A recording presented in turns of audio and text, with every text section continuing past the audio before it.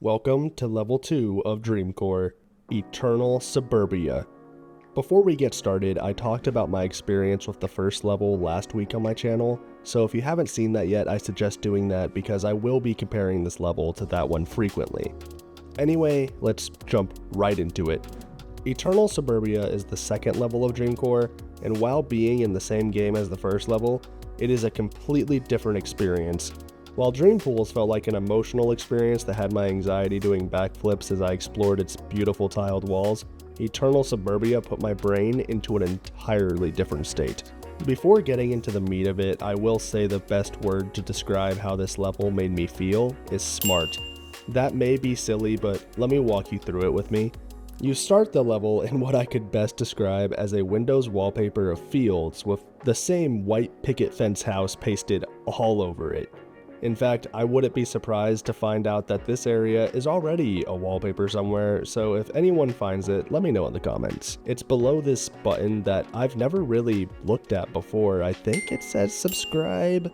I don't know. Anyway, within the house are floor plans that don't differ too much and feel as if their only purpose is to get you turned around, and while I'm writing this, I'm realizing that description makes this level sound incredibly boring compared to the first. Honestly, even watching it could be, but that's just not the case when playing it. Because you are able to see the paths around you, you are able to gauge what way could get you to the exit, which in turn tests your ability to know what direction you are facing in every house, and it made it an extremely, and also oddly, fun puzzle to solve. I got extremely invested while doing this over and over again. The question still remained though, where was the exit? In the first level, right at the start, you are given an objective that basically tells you what you need to do and where you need to go. Eternal Suburbia, though, doesn't tell you anything until you reach a certain house with this painting on the wall. This house is not right at the beginning and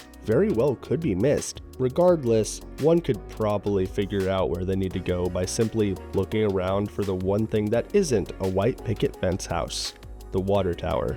Now, I'm not gonna lie to you guys, I truly thought the efficiency I had here was speedrun level. Now I know that's quite the exaggeration, but I made it to that water tower without making a single unintentional wrong turn. Why'd I say unintentional? Well, I don't know what the hell this is, chat.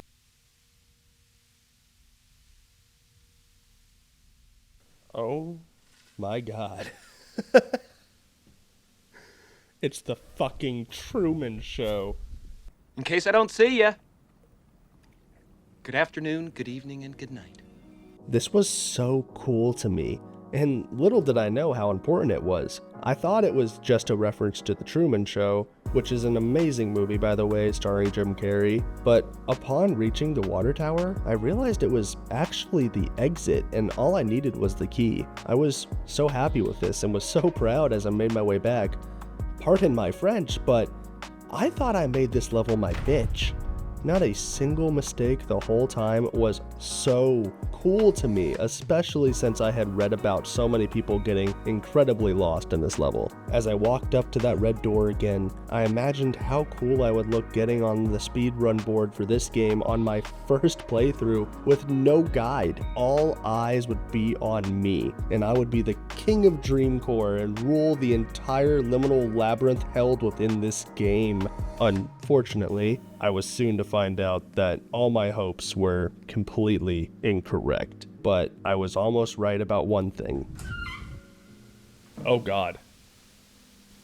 There was already someone with their eye on me. This level pulled the classic bait and switch, which was not a bad thing to me, by the way. I was happy there was more, especially since I felt like I was on a roll. This next area, from what I can tell, was definitely more of that Truman Show aesthetic that Eternal Suburbia was channeling. Studio equipment was laying around as I passed what looked like things meant to build streets for future episodes of whatever dream this was. I would love to tell you more about the second part of the level, but at the time I thought I was on a world record pace, and now had all my focus on keeping my possible seat on that board. You've probably noticed that unlike the last section, all I did was speed this footage up. Well, That's because I did it again. From point A to point B, I didn't make a single wrong turn. I was like a lab rat trying to find the cheese at the end of a maze that I had already memorized. I saw it,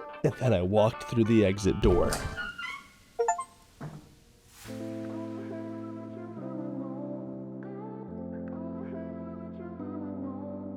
There was a second neighborhood for me to navigate.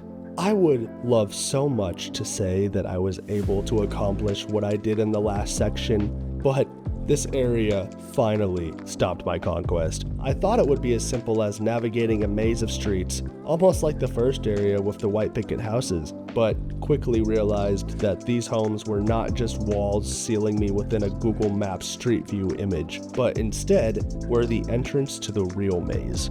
Inside these homes are what I could best describe as the original Backrooms. I thought that because each entrance to this liminal space within a liminal space had an exit sign, that it was a diversion, a trick to keep me from walking the streets and seeing the obvious exit at the end. After exploring the entirety of the outside, which mind you wasn't too large, I realized I would indeed have to willingly find my way out through the Backrooms. There were no hints, nothing I could see pointed me in the right direction, just the Backrooms, false exit doors, myself, and eventually a beep.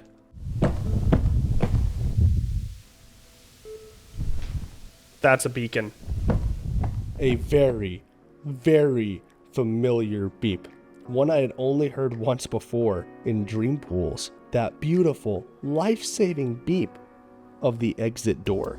This was the moment that I knew this level was my favorite out of the two. Using my sense of sound alone, I navigated these endless corridors until I saw it, the exit. Proudly, I walked forward and entered through those wonderful steel elevator doors just like I did in Dreampools. Even though I lost my world record time, as I rode that elevator up, I was proud to say that I completed this level.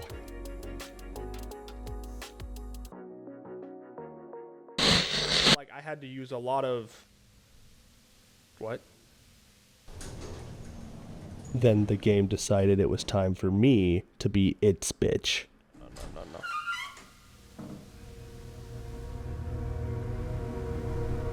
Oh my god. Not only was there another suburban area for me to complete, this one was by far the most confusing. It was the same as the last, but worse. Instead of a neighborhood with doors everywhere that could lead to the outside, this was segmented. What I mean by that is that they basically took the last neighborhood, split it into sections where the only way to get to another part of it was through one of the many back rooms it had to offer. I didn't give up though, because I had been through a worse sense of confusion with Dreampools. I explored so many different areas here, where the only difference in design was the color on the walls and the maze you explored. I finally felt lost. Eventually, I found a back room with a color I hadn't seen yet, pink. I don't know why, but I explored this area extensively, and right when I was about to give up on it, something happened. I heard a beep.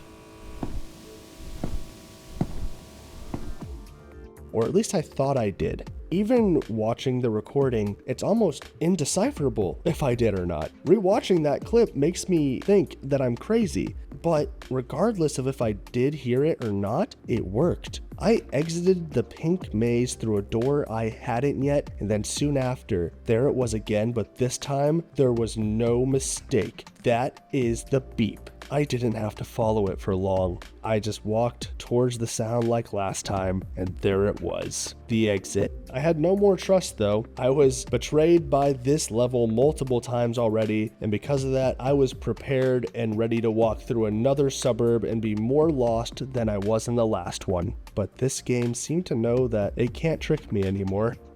I escaped, for real this time. This is currently all Dreamcore has released level-wise, with another one coming in the summer, winter, and then spring following. But I can't deny I'm excited for each one of those other levels. Eternal Suburbia, while the less popular level of the two, mostly due to it not being as visually stunning as Dreampools, was the first time I had fun with this game. And I'm not saying I didn't like Dreampools. I loved Dreampools, but fun is not the correct word to describe it for me. In Dreampools, I wandered endlessly with no real direction while I was just in awe of the area I was in, hoping that eventually I would find my way out. Eternal Suburbia, however, was an actual puzzle to solve. I felt smart for beating it in the time I did, even though I simply just used my senses to find my way out. I haven't played any other backroom or liminal space games before, but I will say that Dreamcore has me wanting more endless labyrinths to get lost in. So, if you, the viewer, have any suggestions on any other games, whether it's Backrooms or just another game that you'd like to see me do a video on, just go ahead and drop it in the comment section down below, right below that button we just found out about today. As always, thanks for watching. Stop! I know the video's over, but YouTube has this cool end screen option, and I'm gonna use that to promote myself, so if you like this video and want to help a small creator like myself learn what works and what doesn't, go ahead and just like and maybe even subscribe, you know? If you think about it, subscribing now could be like investing in Bitcoin in 2010. I should have done that. Okay, bye.